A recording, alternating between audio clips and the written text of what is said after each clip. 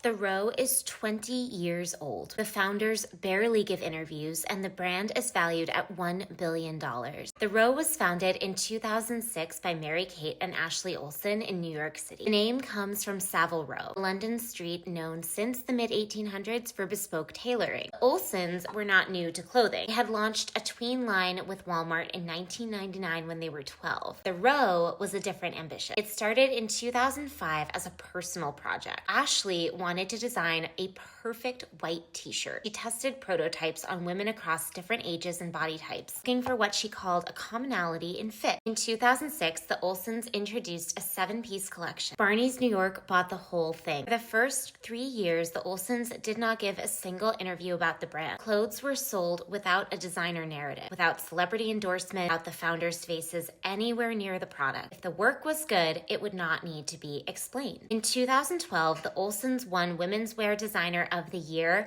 at the CFDA Awards. Same year, they retired from acting and moved into the brand full-time. They opened their Tribeca studio at 609 Greenwich Street, where they still work today. A Paris office followed in 2011. London opened in 2019. The brand has been described as the American answer to Laura Piana and Phoebe Philo era Celine. In 2024, Chanel's owners, the Wertheimer family, and L'Oreal heiress Françoise Bettencourt-Meyer bought minority stakes in the Row. The deal valued the brand at around $1 billion.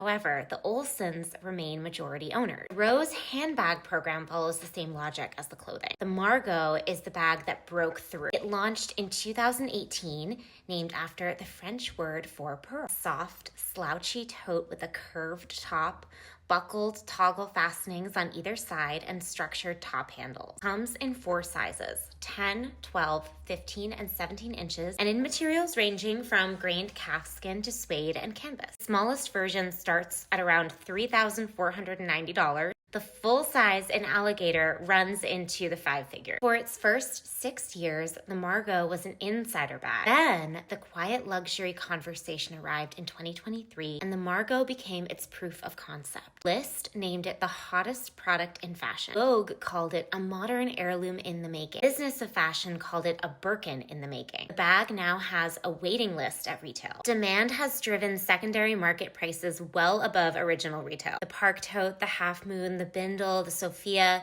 the 90s bag, and the newer Marlowe launched in early 2025 and already has a waiting list. This is where the Row separates itself from most 20-year-old brands. Margot is one of the few contemporary handbags retaining serious value on the secondary market. The Mocha Suede 15 has been the most requested version for over a year running. Resale demand has